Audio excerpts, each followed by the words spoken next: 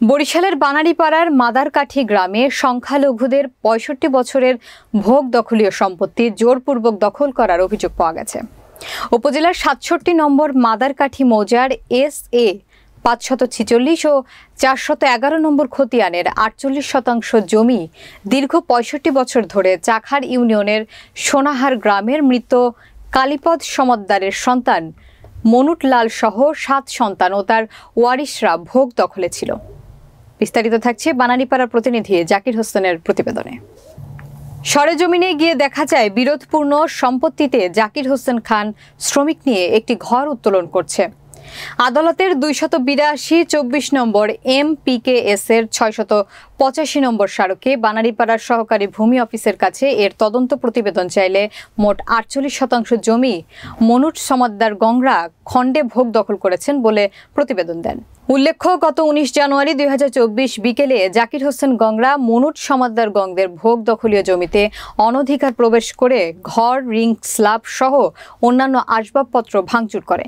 খুন, জখমের হুমকি ও জোরপূর্বক দখলের চেষ্টা করলে ২১ জানুয়ারি ২০২৪ বরিশালে জাকির হোসেন গংদের বিবাদী করে MP নম্বর ৫২/২০২৪ বানারীপাড়া ফৌজদারি কার্যবিধি আইনের ১০৭-১১৭ ধারায় মামলা করলে বিবাদী আক্তার হোসেন গংরা কোনো ঝামেলা করবে না মর্মে আদালতে ১১ ফেব্রুয়ারি ২০২৪ তারিখে মুচলেকা বন্ডে স্বাক্ষর করেন।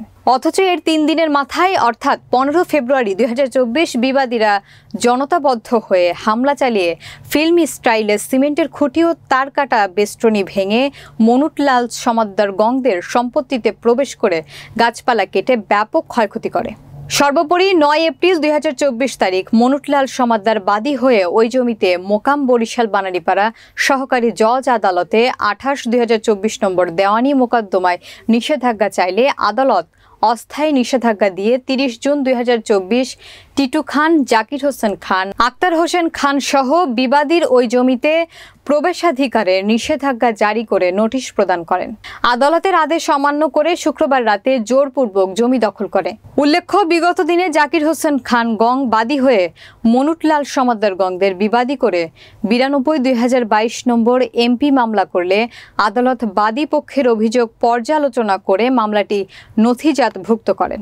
এ বিষয়ে জাকির হোসেন খান বলেন, আমি আমার জমিতে ঘর উঠিয়েছি, বানারীপাড়া থানায় বসে সালিশি হয়েছে।